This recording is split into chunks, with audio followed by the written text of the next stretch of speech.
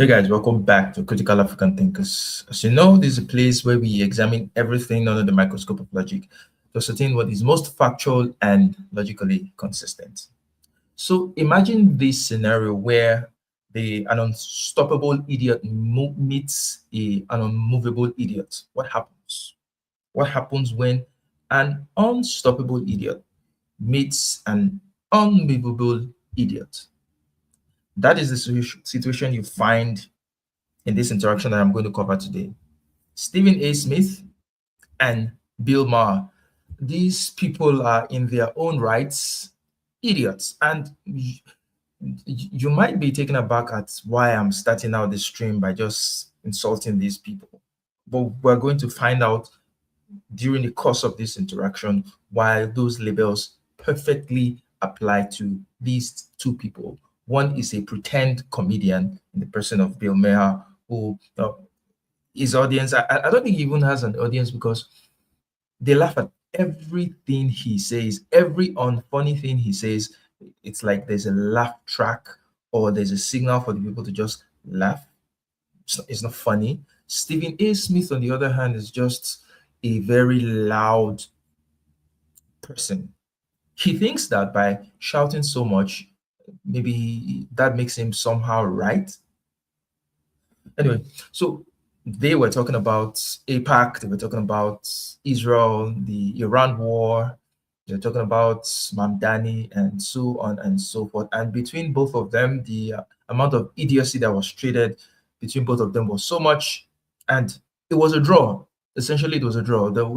Nobody won the other person in this idiots contest. So we're going to look at it and see what happened in this interaction. All right, let's go. Okay. What do you make of more Democrats distancing themselves from AIPAC, that is the Israeli lobby? I think everyone who's running for president, although none of them say they are, but they're all the ones who are, including the two Jewish ones, have distanced. That's where Jews are with the Democratic Party these days. Has it become toxic to support Israel? I think it has for the Democrats. I think it has. The question is it right? It's not. I don't think it is. No, it isn't. I don't think it is. And I think that what you're having right now is a lot of people, when we saw what we saw on college campuses, what have you, and a lot of people, engaging in anti-Semitism, let's just call it what it is, that definitely becomes incredibly alarming. But I also think that there's a lot of people out there that got an issue with Benjamin Netanyahu specifically. Okay, so before we go further into this conversation, let's just try and address the question that Bill Maher posed, that why are politicians distancing themselves from AIPAC, and even Jewish politicians are distancing themselves from AIPAC, and he says that's a bad thing.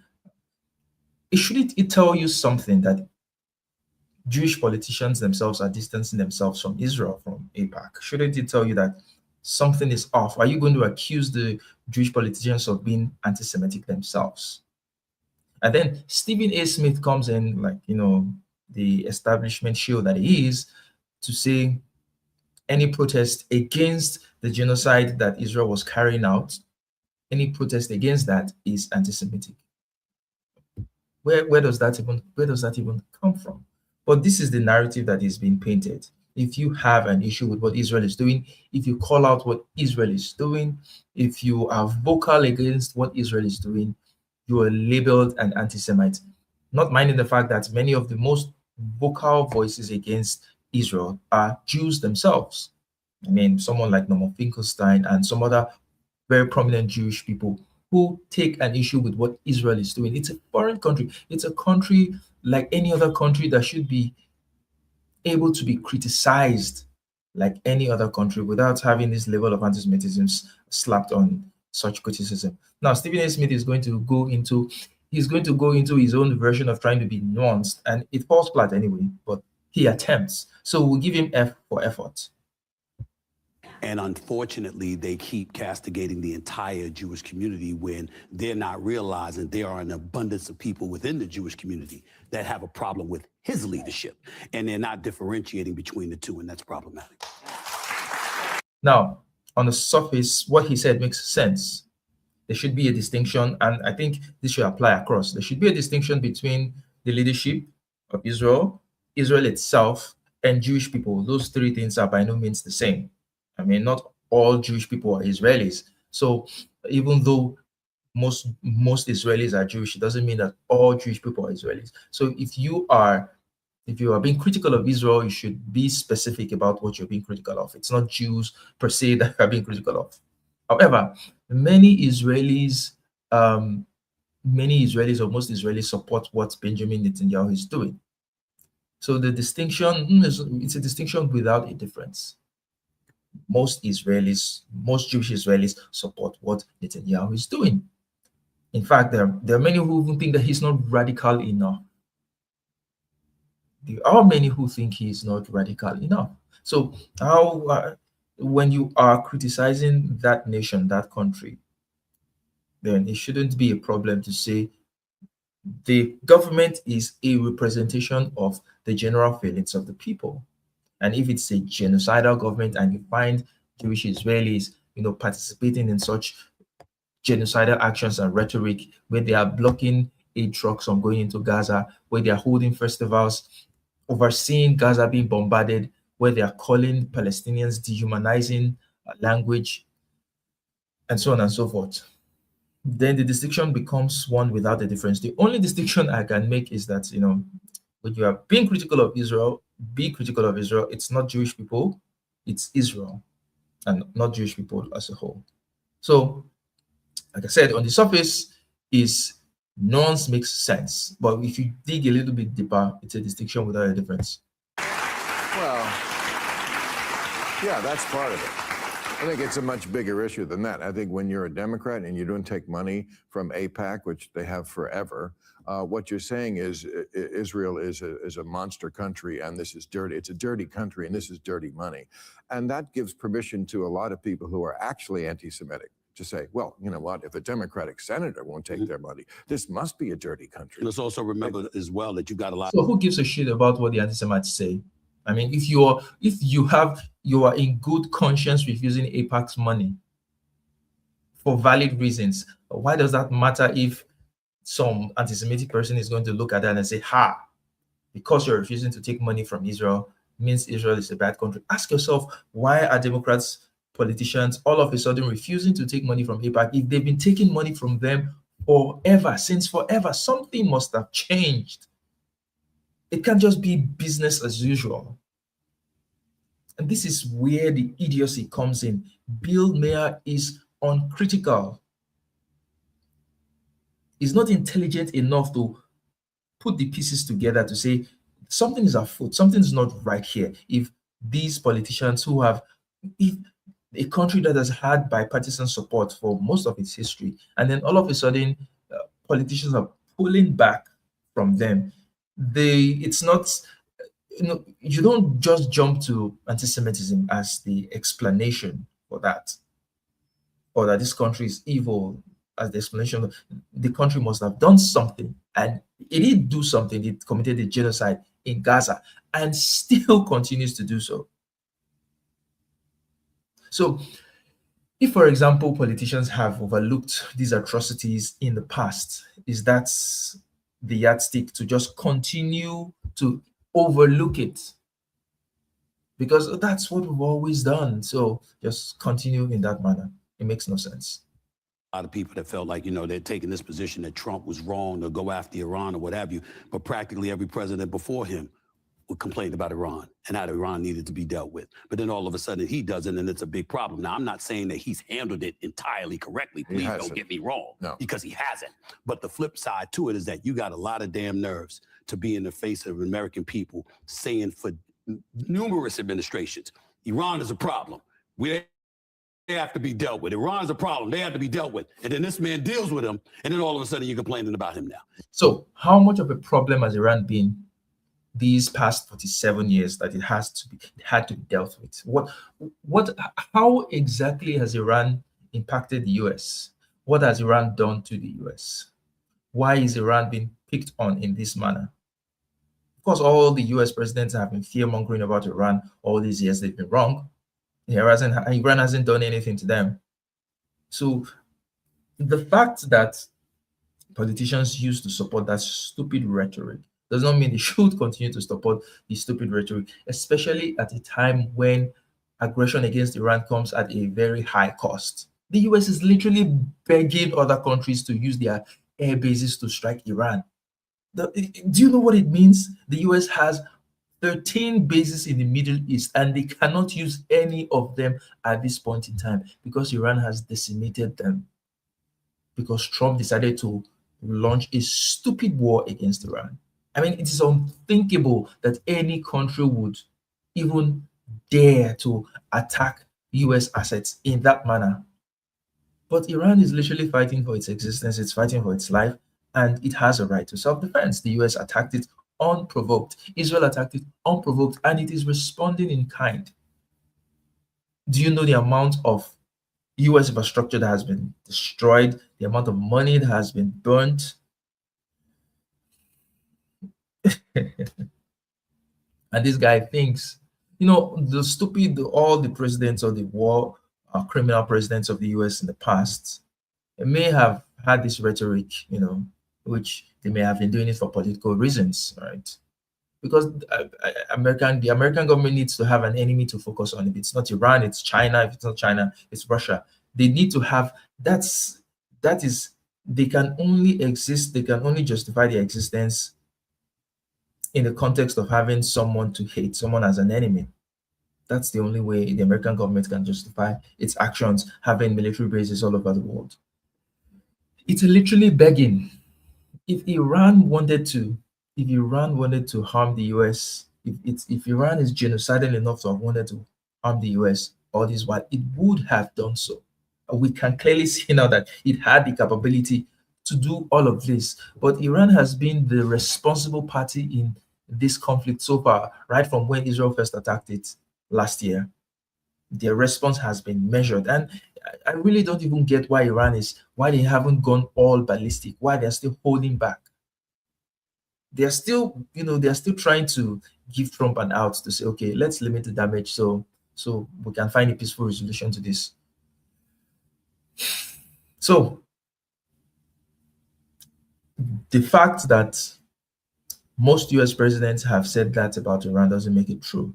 And the fact that Trump is going ahead with quote unquote dealing with Iran doesn't mean it is the right thing to do.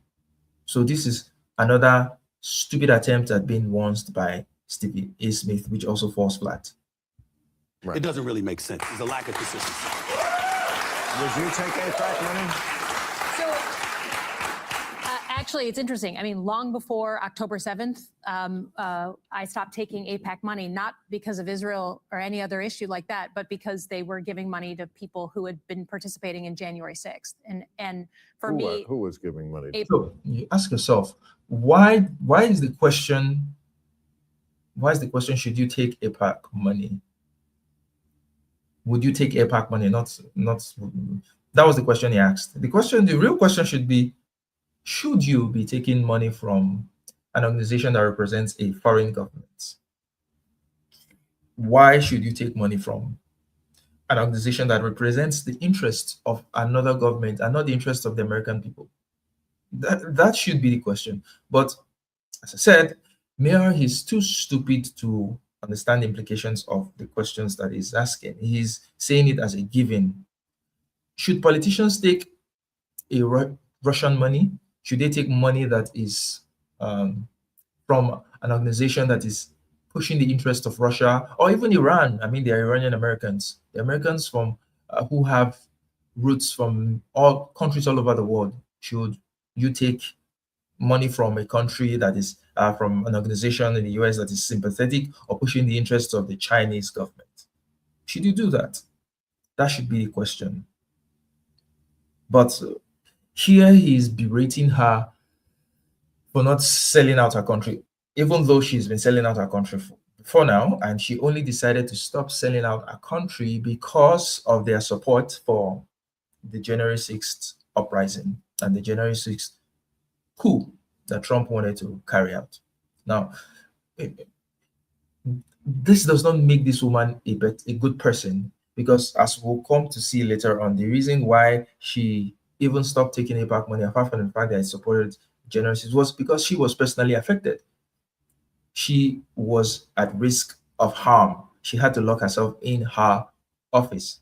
So this is selfish on her part. This is self-preservation.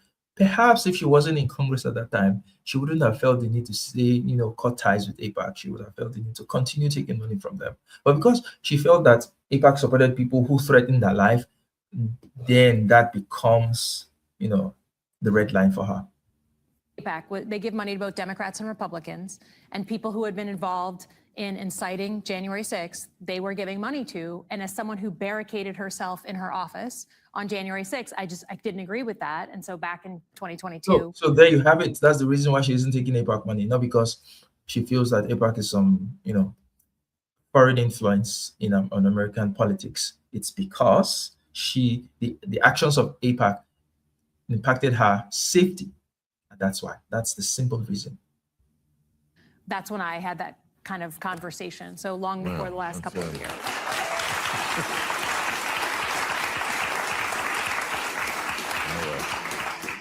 Convenient for you. It's not convenient when you barricade yourself in your office. I know, but it's not really. It's pretty real. This is the only valid point that Maher may have made throughout this show. Yeah, convenient because it was only because it impacted you. That's why you did all this. It's really, really is convenient. I can respect that. I certainly respect that. I don't disagree. What I'm saying, the part that I disagree with is that if somebody has been supporting you, not you specifically, but if somebody has been supporting you religiously and you disagree with one thing that they do, all of a sudden you disassociate yourself from them? What if that one thing is existential? What if that one thing is so bad? Okay, supposing Jeffrey Epstein has been supporting you all of your political career, and then he did one thing like traffic girls, underage girls. Should you just cut ties with Epstein on account of that one thing? This association, this organization literally aided and abetted a coup in the US. And you're asking that just that one thing, should that one thing be enough to ruin the relationship? Yeah, it should be. And if you're smart enough, you should know the answer to that question. That's okay? I think if it's a fundamental issue of values, yeah. I think if it's the people have disagreements all the time in Washington, but I think every single day, at least as an elected official, I have to walk into work and decide, okay, what are the issues that I have to compromise on, right? I'm a Democrat representing a state that voted for Trump. Mm-hmm. Every day, I'm trying to figure out where are the issues I can work across the aisle and compromise. But I also am thinking about what are the issues where I should never compromise, where I'm going to stand up for values that I believe in. And when it comes to things like trying to overturn an election, that for me was a line that I just wouldn't cross. I wasn't going to compromise on that. And so that's not to be like one thing where we have a disagreement. If you have a fundamental values disagreement with an organization, then you shouldn't take their money. Good. She's correct. She's spot on. But Stephen is too dumb to comprehend. He's still going to reiterate his point. It's just hard for me to comprehend how. Yeah, because you're not that smart. That's why it's hard for you to comprehend. It's not that difficult to know that you're not that smart. We can hear someone on Capitol Hill saying, I have a fundamental disagreement with this one issue. As far as I'm concerned, there should be an abundance of issues that you fundamentally disagree with somebody about, considering the politics that go on Capitol Hill and the inordinate amount of issues that have to be addressed. I'm not saying that wasn't serious. I get that part. I'm just saying it's hard to imagine that one issue would do that, but okay, that's you. No, it's hard to imagine because you don't have any imagination. You can't think beyond your nose.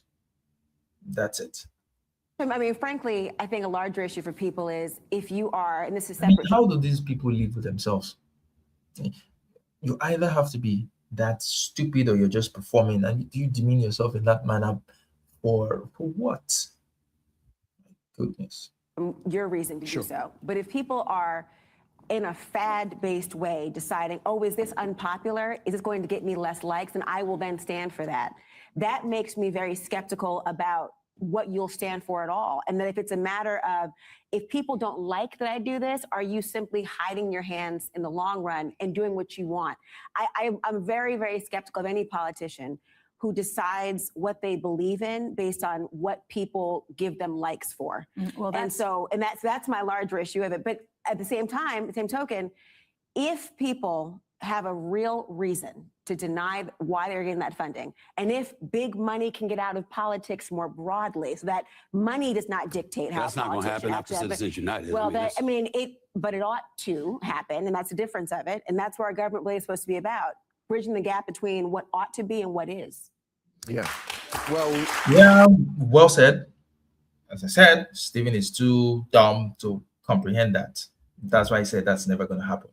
What's the point of having government if things cannot change? What's the point of having legislatures if they're not there to change it? If we're just supposed to accept everything the way they are, we shouldn't have government. There should be no progress. Things should just fall where they may.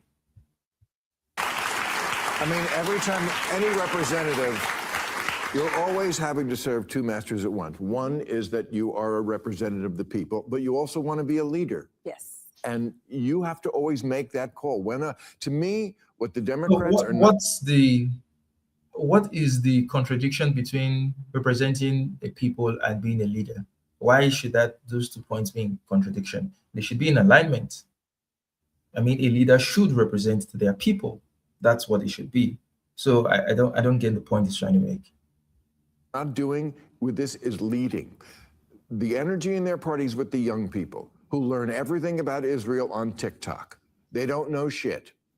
And their leaders are not standing up and saying, kids, you don't know what's going on here. Every war Israel has fought is a war of defense. Like the 1967 war, where Israel launched a preemptive attack on Egypt. Like the War of Independence, where Israel basically sacked Arab villages, and the other Arab states only intervened months later in, I think, 1948. The war started in 1947 with Israel sacking Arab villages, and other Arab states only intervened in 1948 to curb the excesses of the nascent terrorist state. Or right now, or even before last year, when Israel preemptively attacked Iran and did it again this year. Every war they've ever fought is a defensive war. Does Maher know the meaning of defense? Oh my goodness. Every war, they were attacked first. Well, and they're not doing that. And you know the funny thing about, I think Maher is Jewish. He might not be a practicing Jew. It might not be religious, but I think it's Jewish.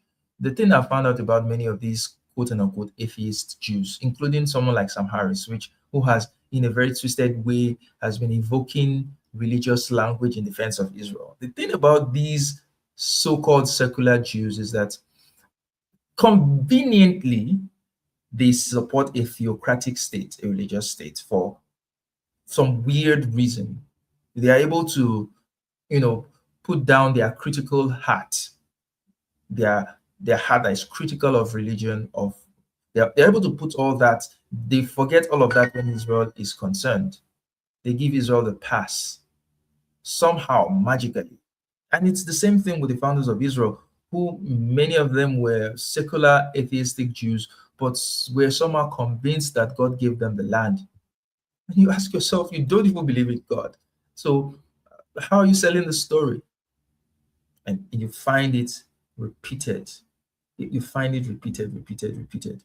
And that's what's happening with Bill Maher. Yeah. My pushback would have to be with traditional and conventional Democrats. Let's have just a speck of empathy for them in this regard. You got a younger generation of progressive Democrats that pretty much are making their influence felt. And then you've got the old guard that are at the mercy of them. They want to maintain power. And you want to sit up, you got to receive votes. Look at what happened in New York City. No disrespect, but do we really think that Zohran Mamdani was the most qualified candidate to be mayor of New York City? Come on now, we know better. I'm wishing him well. I'm not being disrespectful. How do you decide if he's unqualified. There were debates, there were policy proposals. He outlined his debates better. He outlined his policy proposals better, and he was able to convince the people to vote for him. So, what in the hell are you talking about? Before someone ever gets into politics, they have to start at a certain point. So it's like saying you before you get a job, you need to be experienced at that job. How are you going to get the experience if you don't get the job to begin with? So it makes no sense to say he's unqualified. So what? He had a vision, and so far, at this point, you shouldn't even be talking whether he's qualified or unqualified. You should be critiquing him based on what he's done so far. Has he fulfilled his promises? Yes, he's fulfilled many of his promises. Is he failing at that? Is New York City failing as a result of his leadership? No, it's not. So why resort to a theoretical argument when you can have a much more substantive and real argument where you can actually look at what this person is doing and pass a judgment call? He doesn't want to have that conversation because he knows he's going to fail. Smart, he's sharp, he's quick on his feet. I'm not disrespecting him in any way. So you think he's sharp, he's smart, he's quick on his feet, and that is not enough. That doesn't make him qualified. You need a leader who is sharp, who's smart, who's quick on their feet. As a leader, you don't need to know everything, but you need to have the ability to recognize talent, to be able to pull people together and work with people. And that requires you to be smart, to be sharp, and to be quick on your feet. 3 things that you just admitted that Zoran Mamdani has. He had never done anything. You got a governor, a former governor, who was a 3-term governor, coasting to his fourth before the scandal hit. You boot him out of office. He's qualified to get your support for 3 terms. So why was he booted out? What scandal? You don't think that someone who's been in government that long and has such a scandal is compromised? Do you think politics is all about, oh, you've done it before, so you should be able to? Why bother with the elections anyway? Why bother with the elections? You should have just given it to him. You should have given it to Cuomo because he's been governor for 3 terms. So he knows the game. No elections. He's the most qualified candidate. Just let him have it. To 4 to run the state, but you don't want to run in the city. And you're going to hand the reins to a 33-year-old he's also a communist. Okay. I mean, and I'm not saying that as a slur. All right. I'm saying that's his political view. It's a view you're allowed to have in this country, and people are allowed to vote for. So you have people that don't mind that, and they want that in this country. And unfortunately, if you're a no, the truth is you do mean it as a slur, because you know what that word evokes. When they hear that word, it's just putting it out there to get a certain reaction, and then it's claiming, well, I'm not saying it as a slur. Yeah, he's not a communist. He's never said he's a communist. He said he's a socialist, and those 2 things are different things.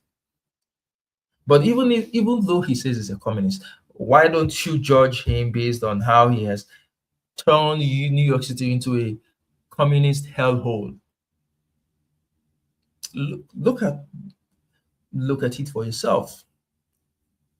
Is the city dysfunctional?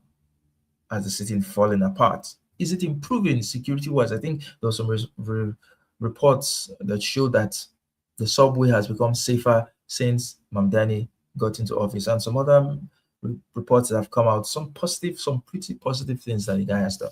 So why don't you look at that instead of just calling him names? Schumer or some of the old guards, you're at the mercy of all of that, still trying to stay in office, knowing that you got voters out there that would support that ahead of you. I mean, one of the main people who is in his administration, you can read her tweets, and there are many crazy ones, like just home ownership is racist, even though something like 40 million black people own homes. Yes. Okay, but also she'd vote more communists. I'm not paraphrasing. Yes. Vote more, and he stood by her. Yes. I mean, you don't have to read between the lines here. Yes. Then turning around and asking the president for $21 billion. Well, I mean, as the person who said Democrats are too weak and woke, I think that's your quote. I mean, this has got to be what you're talking about. Well, look, I mean, I think I will just say what happens in New York City does not work in other places of the country, That's right? correct. Like I will. Doesn't work there. Why? If it's working in New York City, why can't it work in other parts of the country? Let's hear a reason. By the It's way. well, they elected him. But I do think what you're getting at is, and I feel this when I travel, particularly in the middle of the country, like it is hard to miss as an elected leader that people are so desperate for some kind of change. Like the young people in particular will either like. So they want change, but Stephen Smith is saying, put someone who's always been there, who's going to do things the way they've always done things. Someone who's been there 3 times. Yeah, just put him there because he's the most qualified. Take it from you nicely, or they will eventually kick down the door. It's just a matter of figuring out which one is going to come first. And I think the old guard has not yet caught up to the fact that the game that they learned to play, it's a totally different game now. It is a totally different operation, and they haven't adapted and they haven't left. And so no matter where you go, I think I think Mamdani is a New York City thing. I don't think that would work in other places. Might work here. But well, I would Why say can't it work in other places? You haven't told us why. You just say you don't think it can work. middle of the country, that's a harder sell, Yes. I will say, for places like where I'm from. But I don't think it's a symptom of a bigger issue, which is the old guard of politics. It's done. It's over. It doesn't work anymore. And it's certainly on my side of the aisle, not playing effective offense against Donald Trump. Yeah, you So know, what she's saying is not even the policies. She's saying that the politics, that Mamdani's politics will not suffice in other parts of the country. And she may be correct in that.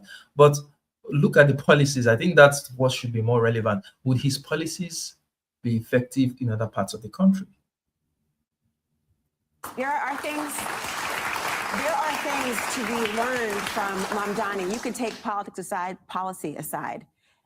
Very few Democrats, very few Republicans, I can't think of many, who have been able to insult, disparage, and go at Trump and still sometimes get results that are favorable for the people we represent with Trump's blessing. For sure. And part Because of he it, had him to the Oval Office. well, but whatever, he had the fake kid, the headline that he gave him, and the I'm different telling things. you. I mean, it's not The that. guy it's all about personal with him. Yes. It He's is. not, Donald Trump is not home at night reading the briefing books. I promise you. Yeah. So that guy who is not diligent enough, who is all about personal, that guy can be president. That guy can be president. Is. However, the idea of the status quo having been successful, when you see how quickly the next generation has had a completely different life than the one before, it's hard Yeah. for people to truly trust that No, the that's why- old guard you're right. knows what they're doing in the long run. I mean, a generation ago, they were still saying UFOs, for Christ's sakes. Well, It's now UAP, So the idea of all these things are happening. I mean, you look at it, and young people, maybe they don't have it wrong. No, it's still the Maybe it's the others who do. Well, it could be both. You know, I mean, it's the economy, stupid. I've asked this question so many weeks on this show, and I can never get an answer. I just don't understand the American economy. I really don't. I don't understand how there could be so much wealth, and I pay so much in taxes, and it doesn't seem to get to the people. Like I don't even. Yeah, it's the reason why it doesn't seem to get to the people is because people like you support people like Donald Trump, who absolutely hate the people, who absolutely hate anything getting to the people. Because if you ask Bill Maher now, what are some of the ways in which this money can get to the people? He's not going to tell you anything substantive. He's not going to talk about healthcare, universal healthcare. He's not going to talk about universal basic income. He's not going to talk about any of those things that could actually make the lives of people better. He's going to talk about some nebulous stuff, probably the economy and all that. Fine doing it. Well, Over half, see, always, see, way over half. the- And yet I never read about the homeless getting Right, better, right. anything getting better, at least not So, in a city like the this. problem that I'm having with this conversation right now, Uh-oh. The problem that I'm having with this conversation right now, oh God, so stupid. is that we're accusing the politicians of not knowing. They know. $39+ trillion in debt. Yeah. You can't pay TSA workers $1 billion over the last month. but you could spend 800 million to 2 billion a day. And somehow, some way you find that money to finance a war. You knew you had the damn money. You knew where it was. You knew how you wanted to allocate it. Okay, so let me give him some prop. He's right in this statement that he's making. I mean, the US would always say, how do you pay for healthcare? It's so expensive. How do you pay for it? How do you pay for social services? But if you need to, pay for a war which serves absolutely no purpose, you are able to get the money. And it's the reason why I always say, when people keep saying, "Oh, taxes are people's money," I'm like, nah, not really. Once it's out of your hand, you really don't get to decide what is going to be used for. The government can pretty much do whatever the hell it wants to do with that money. So no, it's not your money. And even if it's your money, the government gets to decide what it wants to use it for. And this money, there are some things they're already using it for that makes absolutely no sense. So the money is there to begin with, or they can find it, but they're not going to use it for anything that will benefit the people. They can use it for stupid wars for sure. You knew you didn't want it to go to the American people. That ain't ignorance. That's viciousness. That's cruelty. That's not thinking about the American public. You see, when we sit up here and we talk about aspiring politicians and all of that stuff, you know how you win an election right now? All you got to do is look the people in the face, be straight up with them, and let them know you about them. You got a shot.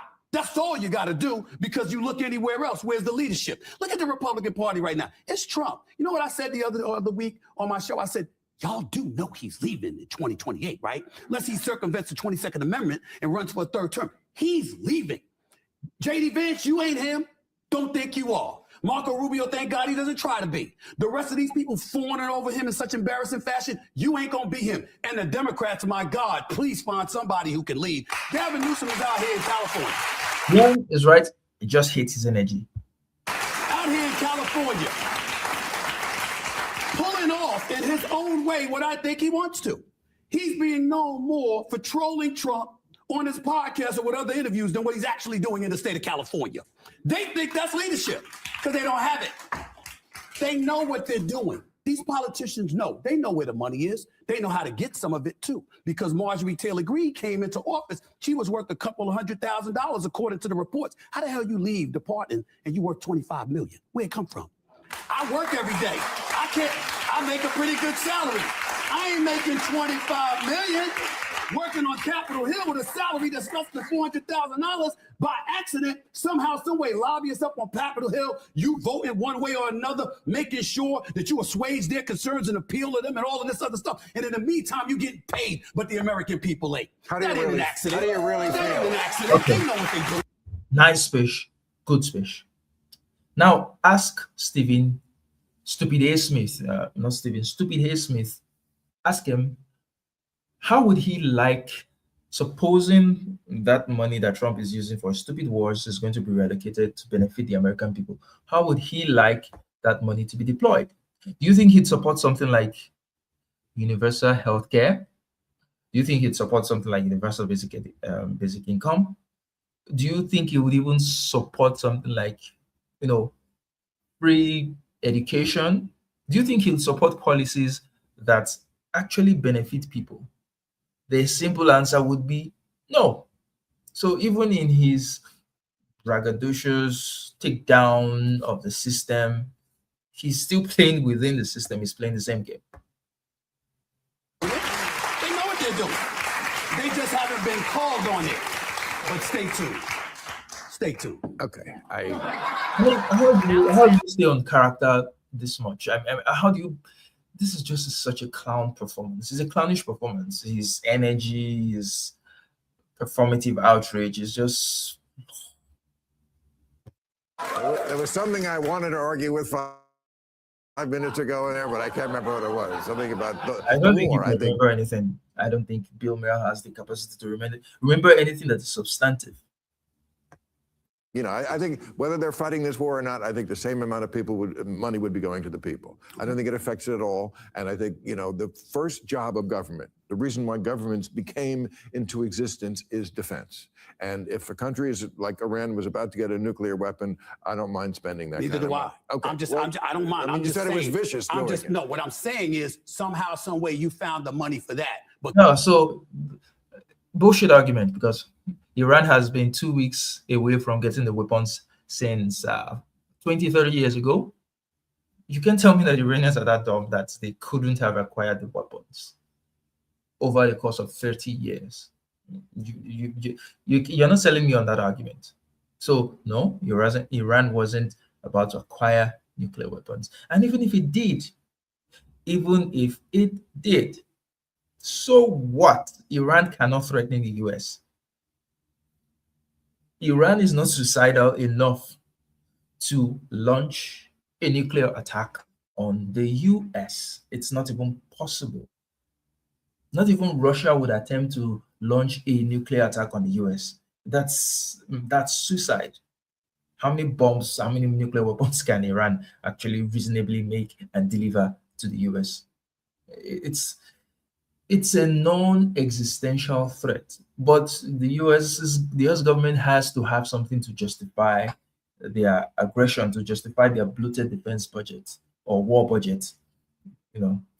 Trump has renamed the Department of Defense to be the Department of War, and is failing at war, begging other countries to use their airspace to attack Iran, a country that has been sanctioned for more than 40 years, the greatest military power in the world, the superpower in the world, is begging France, begging Spain, please, begging the UK, please, let's use your air bases to strike Iran. You have 13 bases in the Middle East. They've all been rendered inoperable by a country that you claim you've decimated their military. 90% of their military is gone. 90% of the military is gone. They've been on sanctions for 40 years or more. Yet, you can't go to any of your bases in the Middle East. Something's all right.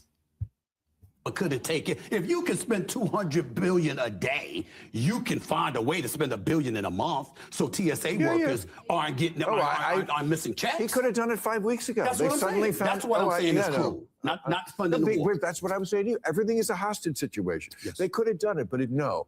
We're going to hold this hostage, and and you're right. The people are the ones who pay. That's but I mean, you mentioned our governor. He used the words culturally. What was it? Culturally normal.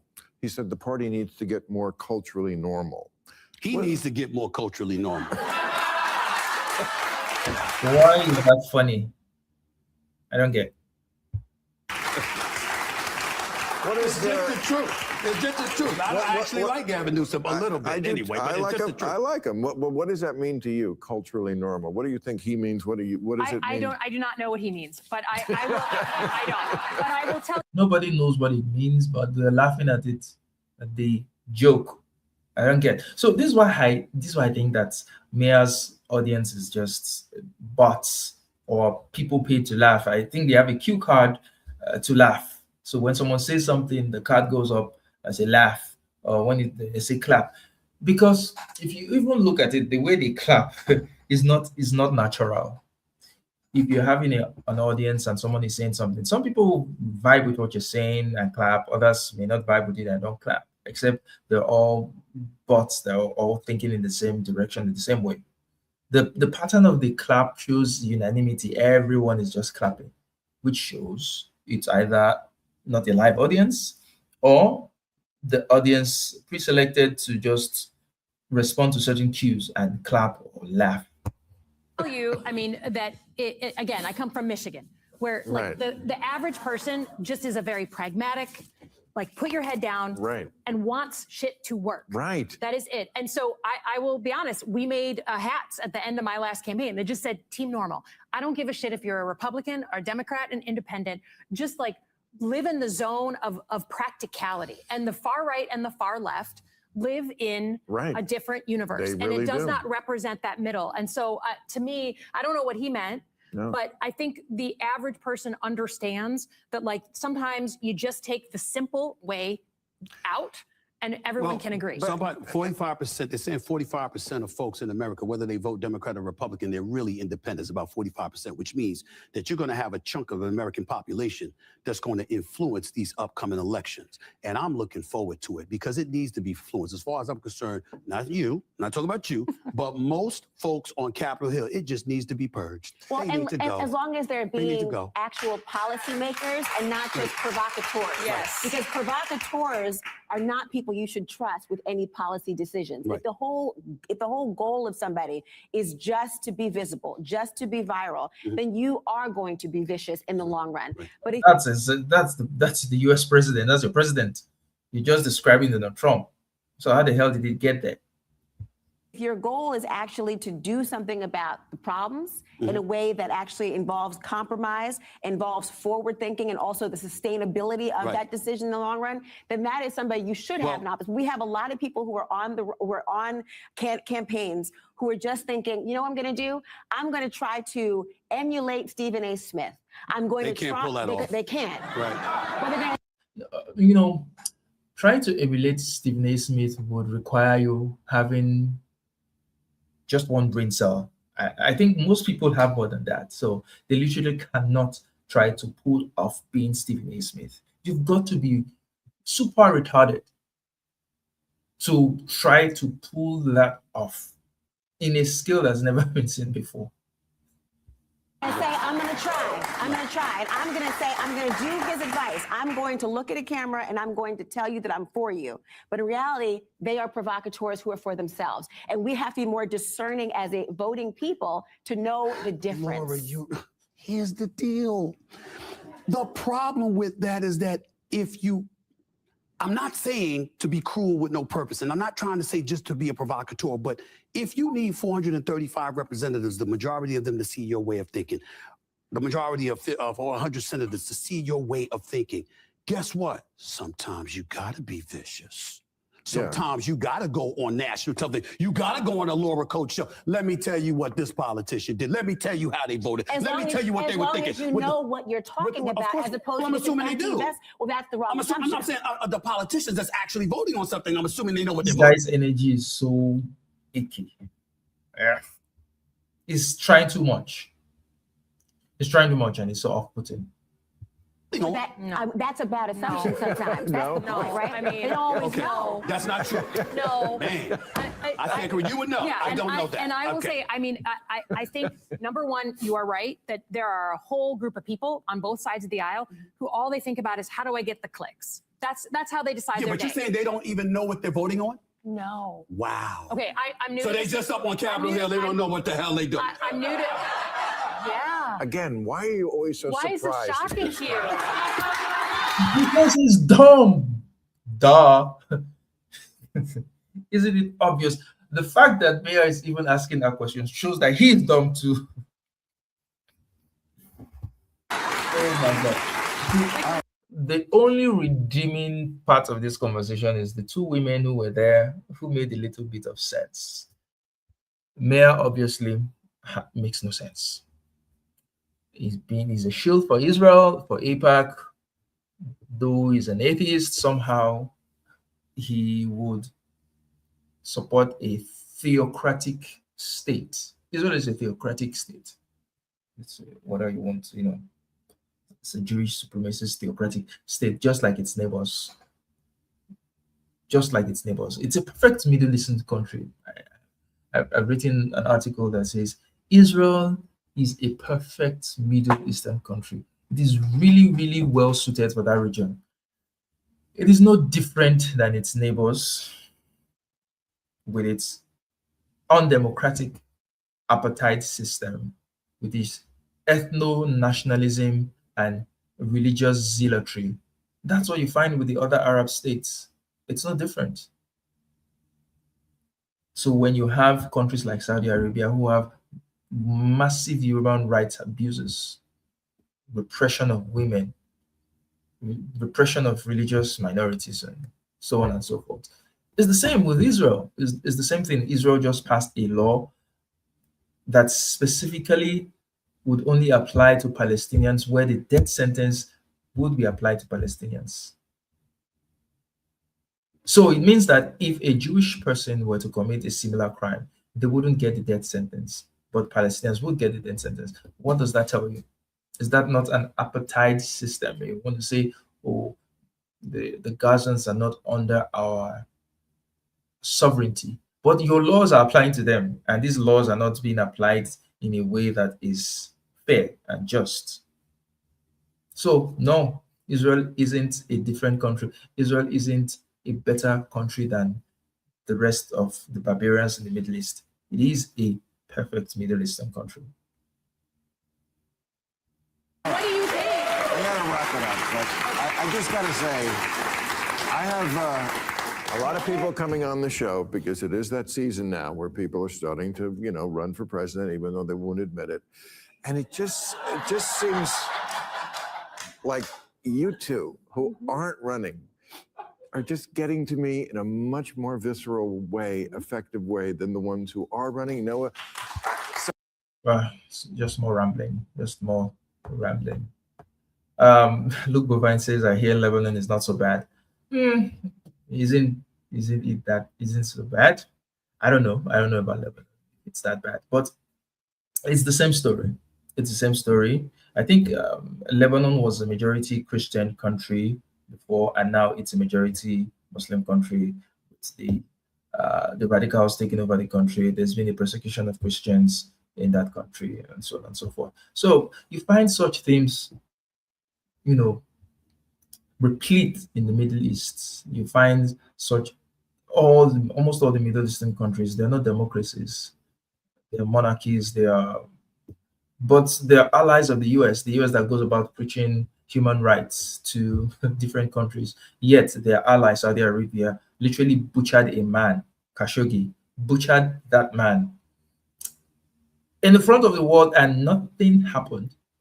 Nothing happened for years. Up until recently, women couldn't drive in Saudi Arabia, and I think there's still many restrictions on women in Saudi Arabia today.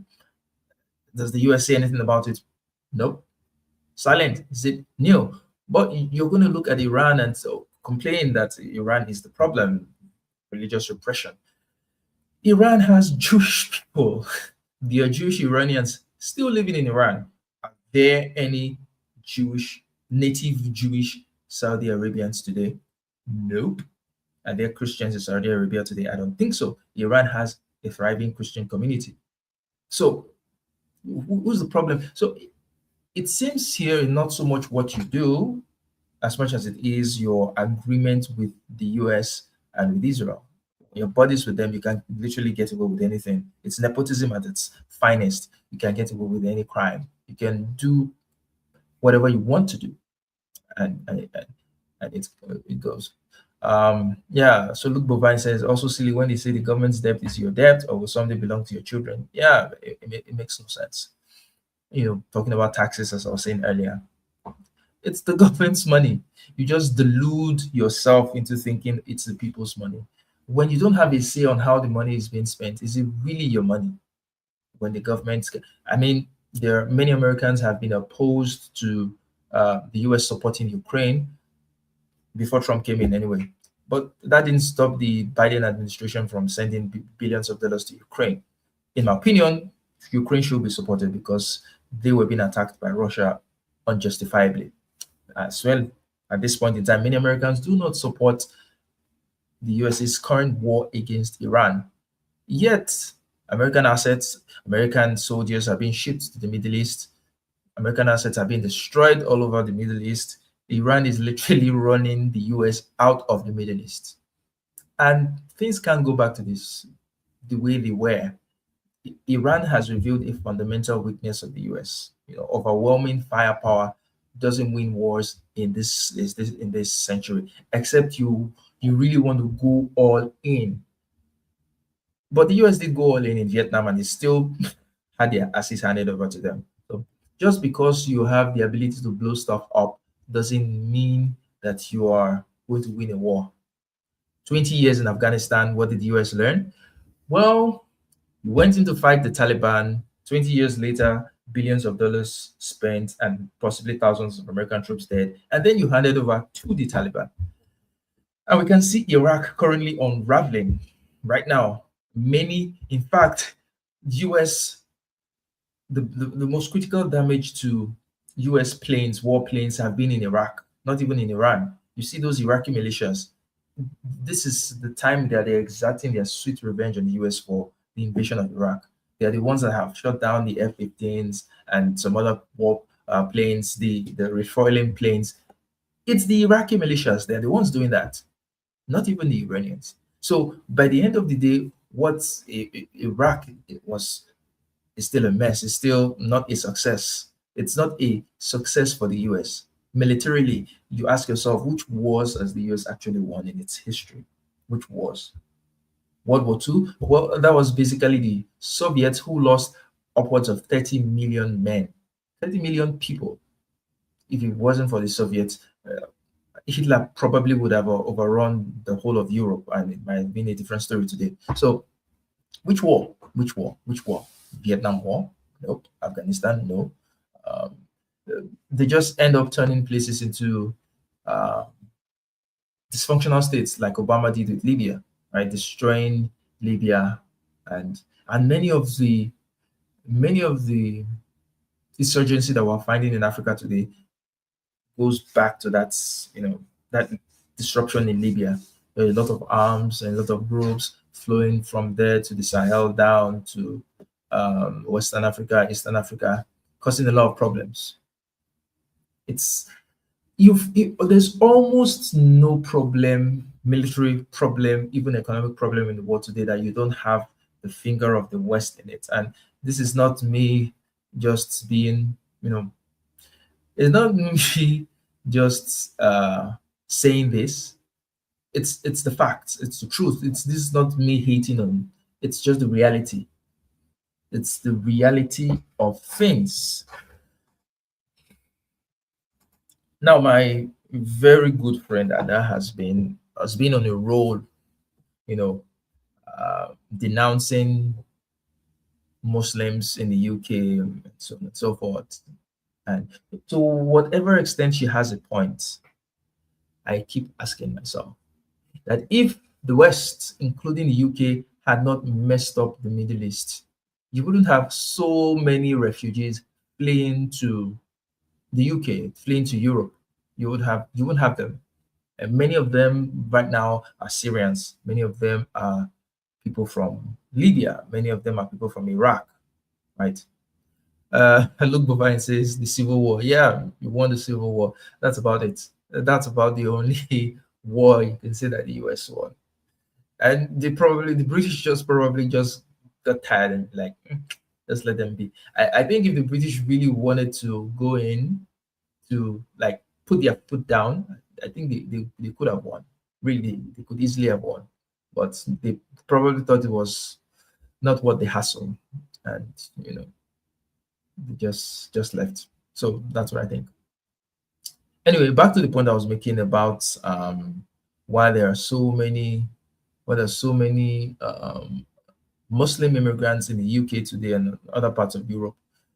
You destroyed people's homes. They had to flee somewhere. So don't be surprised when they come with their culture. Don't be surprised. Of course, people are not automatically going to share their culture just because they are in another country. They're going to come with their culture. They're going to live the way they want to live. However, blaming those immigrants for whatever they're doing doesn't make any sense, because the government should enforce the law. If there are any cultural attitudes that are against the law of the land, say for example in the UK, if there are cultural attitudes that the Muslim immigrants coming into UK are bringing, it should be dealt with immediately. I mean, so it's a failure of government. If you're saying that there are Pakistani or Muslim rape gangs and nobody's doing anything about it, it's a failure of government. Why is the government allowing something like that to happen? So the West has its hand in many of the problems and all over the world today. And then they want to create more mess. The US wants to create more mess with the Iran situation. They want to create more mess with the Iran situation. If this goes into full-blown war, There are going to be more refugees. There are going to be more Iranian refugees. And you know what? Many of them are going to find their way to the West. And you'll start crying and whining about why are these people in my country? They're taking over my country. Well, you flooded their country, you destroyed their country. People will find a way to survive. They'll find a way to survive somehow. Anyway, Stephen A. Smith, Bill Maher, not very smart people. Stephen A. Smith is just a loudmouth, performative loudmouth. Bill Maher is just, I know, it's just a pretend comedian who is not even funny, doesn't even have good takes on issues. But that's essentially what I wanted to talk about today. And thank you, Luke Bovine, for coming, and all those every other person that came to the show. Even if it's just Luke Bovine that's watching my show only, I will keep doing this. I'll keep doing it for one person. Doesn't matter if it's just one person. Anyway, like, share, subscribe, and I will see you in another live stream. It's bye for now.